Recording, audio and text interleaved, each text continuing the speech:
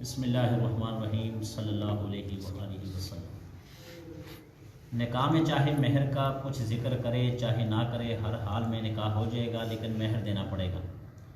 बल्कि अगर कोई ये शर्त कर ले कि हम मेहर ना देंगे, बेमेहर का निकाह करते हैं, तब भी मेहर देना पड़ेगा। मेहर कहते हैं शादी में ना, शादी जब निकाह होता है तो निकाह में जैसे गवाह ज़रूरी है, इसी तरह हक मेहर, औरत का हक मेहर, यानी कि निकाह में बाद लोग लाख रुपए लगवाते हैं, 1.5 लाख लगवाते हैं, वो अपनी मर्जी होती है, ठीक है। उसको कहते हैं हक मेहर औरत का। वो सिर्फ ख़ास औरत का हक होता है, उस पर किसी और का कोई हक नहीं होता, हत्ता कि खामद का भी उस पर कोई हक नहीं होता। वो औरत को देना ज़रूरी है, उसके बगैर निकाह नहीं होगा। कम अज़ कम मेहर की मिकदार तखमीनन 3.25 रुपये बर चांदी है, और ज़्यादा की कोई हद नहीं, चाहे जितना मुकर्रर करे, लेकिन मेहर का बहुत बढ़ाना अच्छा नहीं है। अगर किसी ने फ़कत 1 रुपया बर चांदी या 1 रुपया या 1 अठनी मेहर मुकर्रर करके निकाह किया, तब भी 3.25 रुपये बर चांदी देनी पड़ेगी। शरीयत में इससे कम मेहर नहीं हो सकता। और अगर रुखसती से पहले ही तलाक दे दी तो इसका आधा दे। अब देखें, ये पहले आपको पता रुपए की कितनी कदर होती थी, वो पहले दौर ना सोचेंगे इसकी, बल्कि मौजूदा दौर में कम से कम यानी कि 10,000, 8,000, 5,000 इतना होना चाहिए। 8-10 हज़ार रुपये ना, और बल्कि 10,000 रुपये तक होना चाहिए। ये तो औरत का हक बनता है। और अभी आपने निकाह कर लिया और तलाक नहीं दी है, ठीक है, निकाह कर लिया, रुखसती से पहले तलाक दे दी, तो उसका आधा देना पड़ेगा। यानी कि 10,000 मुकर्रर है तो 5,000 देना पड़ेगा। अगर निकाह के वक़्त मेहर का बिल्कुल जिक्र ही नहीं किया गया कितना है, या इसका इस शर्त पर निकाह किया कि बगैर मेहर के निकाह करता हूँ, कुछ मेहर ना दूंगा, फिर दोनों में से कोई एक मर गई या वैसी तन्हाई में रजाई होगी जो शरा में मोतबर है, तब भी मेहर दिलाया जाएगा, और इस सूरत में मेहर मिसल देना होगा। और अगर इस सूरत में वैसी तन्हाई से पहले मर्द ने तलाक दे दी तो मेहर पाने की मुस्तहिक नहीं, बल्कि फ़कत एक जोड़ा कपड़े पाएगी, और ये जोड़ा देना मर्द पर वाजिब है, ना देगा तो गुनहगार होगा। यानी कि निकाह आपने एक औरत से किया और ये शर्त पर किया कि मैं मेहर नहीं दूंगा, 1 रुपये नहीं दूंगा, ठीक है, या याद ही नहीं रहा कि हक मेहर कितना है कितना नहीं है, तो ये गलत है।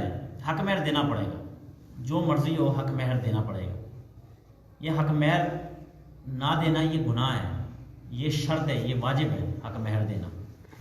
जोड़े में फ़कत 4 कपड़े मर्द पर वाजिब है, 1 कुर्ता, 1 सरबंद यानी ओढ़नी, 1 पजामा या साड़ी जिस चीज़ का दस्तूर हो, 1 बड़ी चादर जिसमें सर से पैर तक लिपट सके। इसके सिवा और कोई कपड़ा वाजिब नहीं है। यानी कि ये सूरत है कि जिस सूरत में मेहर मिसल देना पड़ेगा। कहता मर्द ने तन्हाई से पहले तलाक दे दी, यानी कि ऐसे हुआ कि औरत को तलाक दे दी है, ठीक है, औरत को तलाक दे दी।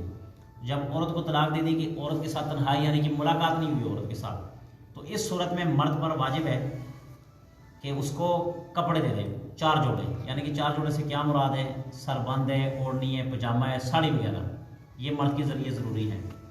मर्द की जैसी हैसियत हो वैसे कपड़े देना चाहिए। अगर मामूली गरीब आदमी हो तो सूती कपड़े, और अगर बहुत गरीब आदमी नहीं है लेकिन बहुत अमीर भी नहीं है तो टसर के, और जो बहुत अमीर कबीर हो तो उम्दा रेशमी कपड़े देना चाहिए। बल्कि हर हाल में ये ख्याल रहे कि इस जोड़े की कीमत मेहर मिसल के आधे से ना बढ़े, और 1 रुपया 6 आने यानी 1 रुपया और 1 चवन्नी और 1 दूनी बर चांदी की जितने दाम हो, इससे कम कीमत भी ना हो। यानी बहुत कीमती कपड़े जिनकी कीमत मेहर मिसल के आधे से बढ़ जाए, मर्द पर वाजिब नहीं। यूँ अपनी खुशी से अगर वो बहुत कीमती इससे ज़्यादा बढ़िया कपड़े दे दे तो बात और है।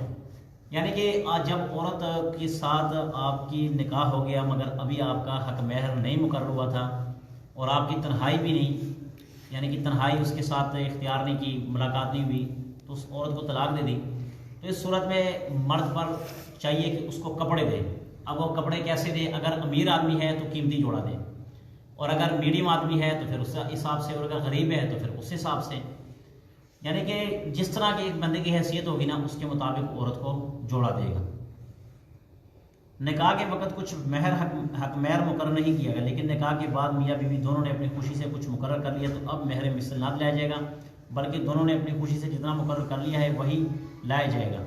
अलबत्ता अगर वैसे तन्हाई व रजाई होने से पहले तलाक मिल गई, तो इस सूरत में मेहर पाने की मुस्तहिक नहीं, बल्कि सिर्फ वही जोड़ा कपड़ा मिलेगा जो ऊपर बयान हो चुका है।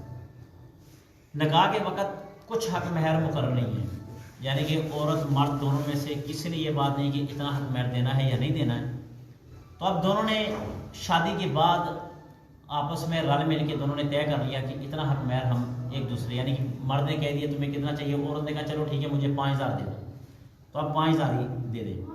100 रुपये या 1,000 रुपये अपनी हैसियत के मुआफिक महर मुकर्रर किया। फिर शोहर ने अपनी खुशी से कुछ और बढ़ा दिया और कहा कि हम 100 रुपये की जगह 150 देंगे, तो जितने रुपये ज़्यादा देने को कहे वो भी वाजिब हो गए, ना देगा तो गुनहगार होगा। और अगर वैसी तन्हाई यकजाई से पहले तलाक मिल गई तो जिस कदर असल महर था इसका आधा दिया जाएगा। अब देखें मियाँ बीवी आपस में बैठे हैं, उससे पूछा कि कितना हक महर होना चाहिए, तो औरत ने हक महर पहले 5,000 था, मर्द ने कह दिया कोई बात नहीं मैं आपको 1,00,000 रुपये दूंगा। 5,000 पहले हक महर मुकर्रर था, मगर मर्द ने आकर मोहब्बत में कह दिया कि नहीं मैं 1,00,000 रुपये दूंगा। तो अब ये 1,00,000 रुपये देना वाजिब है, ये 1,00,000 रुपये देने पड़ेंगे इस बंदे को। इसने पहले क्यों कहा, तो अब जब कह दिया दोनों की रजामंदी होगी तो अब 1,00,000 रुपये देने पड़ेंगे। अगर शोहर ने कुछ दबाव डालकर धमका कर देख कर के माफ़ करा लिया तो इस माफ़ कराने से माफ़ नहीं हुआ, अब भी इसकी ज़िम्मे अदा करना वाजिब है। हक महर जो होता है ना, हक महर ये औरत का हक है और ये मर्द उसे ज़बरदस्ती नहीं ले सकता, डरा धमका कर उसे माफ़ नहीं करवा सकता जब तक औरत अपनी दिली रजामंदी के साथ ना कह दे, दिली रजामंदी के साथ कि हाँ मैंने आपको माफ़ कर दिया तो ठीक है, अगर माफ़ कर दिया तो ठीक है, अब दे दिया ठीक है, ज़बरदस्ती नहीं हो सकता। महर में रुपया पैसा सोना चांदी कुछ मुकर्रर नहीं किया, बल्कि कोई गांव या कोई बाग या कोई ज़मीन मुकर्रर की, तो ये भी दुरुस्त है। जो बाग वगैरह मुकर्रर किया वही देना पड़ेगा। बाग लोग पता क्या करते हैं, पैसे नहीं देते हैं, सोना नहीं देते, बल्कि जगह, बाग, ये बाग उसके नाम पर है, ये प्लाट उसके नाम पर है, ये ग्राउंड उसके नाम पर है। महर में कोई घोड़ा या हाथी या और कोई जानवर मुकर्रर किया, लेकिन ये मुकर्रर नहीं किया कि फ़लाना घोड़ा दूंगा, तो ये भी दुरुस्त है। एक मंजोला घोड़ा जो ना बहुत बूढ़ा हो ना बहुत घटिया देना चाहिए, इसकी कीमत दे दे। अलबत्ता अगर फ़कत इतना ही कहा कि एक जानवर दे दूंगा और ये नहीं बतलाया कि कौन सा जानवर देगा, तो ये हक महर मुकर्रना सही नहीं है, यानी फिर महर मिसल देना पड़ेगा। किसी ने कहा घोड़ा, हाथी, जानवर, शेर, ये हक महर में दूंगा तो ठीक है। अब अगर मुकर्रर नहीं किया तो फिर कौन सा घोड़ा ले, फिर वो घोड़ा या वो हाथी या वो जो शेर वहाँ पर हो, देखा जाएगा ना ज़्यादा जवान हो ना ज़्यादा बूढ़ा हो, ठीक है, मीडियम क्लास हो, वो देंगे। जहाँ कहीं पहली ही रात को सब महर दे देना का दस्तूर हो, वहाँ अव्वल ही रात सारा महर ले लेने का औरत को इख्तियार है। और अगर अव्वल रात ना मांगा तो जब मांगे तब मर्द को दे देना वाजिब है, देर नहीं कर सकता।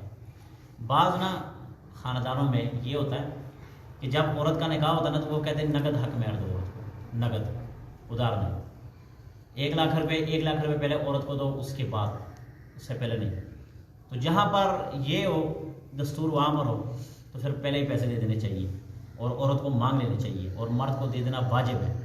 हिंदुस्तान में दस्तूर है कि महर का लेन देन तलाक के बाद या मर जाने के बाद होता है। जब तलाक मिल जाती है तब महर का दावा करती है, या मर्द मर गया और कुछ माल छोड़ गया तो इसमें से माल ले लेती है, और अगर औरत मर गई तो इसके वारिस महर के दावेदार होते हैं, और जब तक मियाँ बीवी साथ रहते हैं तब तक ना कोई देता है ना वो मांगती है। तो ऐसी जगह दस्तूर की वजह से तलाक मिलने से पहले महर का दावा नहीं कर सकती। अलबत्ता पहली रात को जितना महर की पेशगी देने का दस्तूर है इतना महर पहले दे देना वाजिब है। हाँ, अगर किसी कौम में दस्तूर ना हो तो उसका हुक्म ये ना होगा। यानी कि हिंदुस्तान, क्योंकि ये किताब हिंदुस्तान में लिखी गई थी, तो वो कह रहे हैं कि हिंदुस्तान में दस्तूर ये है कि जब तक मियाँ बीवी जिंदा है एक दूसरे से हक महर, औरत मियाँ से हक महर नहीं मांगती। जब मर जाता है बंदा तो फिर जाके हक महर मांगती, क्योंकि जाहिर बात है बंदा नहीं रहा तो उसकी तो जो विरासत में पैसे रह गए वो तो मिलने चाहिए। या जब औरत मर जाती है तो जो औरत के वारिस होते हैं वो हक महर का मुतालबा करते हैं। महर की नीयत से शोहर ने कुछ दिया तो जितना दिया इतना महर अदा हो गया। देते वक्त औरत से ये बतलाना ज़रूरी नहीं कि मैं महर दे रहा हूँ। अब 1,00,000 रुपये एक बंदे पर हक महर है। अब उसने किया कि बाहर जाकर ना ओप्पो मोबाइल लेके दे दिया 30,000, और उसको बताया नहीं है कि ये हक महर के 30,000 का ओप्पो मोबाइल दे दिया। कल को अगर तलाक होती है तो वो कहती है कि मुझे 1,00,000 रुपये हक महर दो, तो वो कहते मैंने तो ये ओप्पो मोबाइल ही लेकर दिया था, हैं?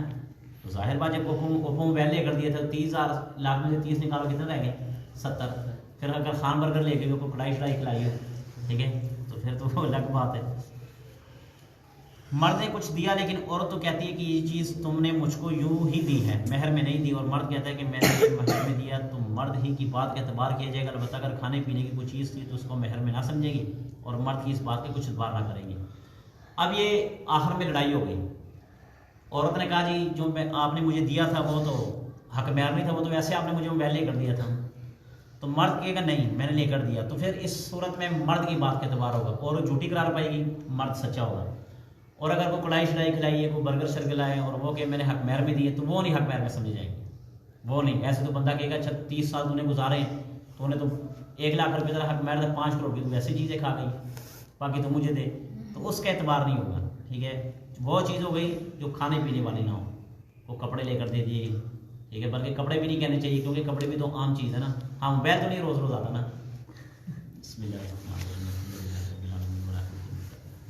सलातो सलाम अला सय्यिदिल मुरसलीन या अला अलमीन, जो कुछ कहा सुनने पर अमल करने की तौफीक अता फरमाए। आमीन।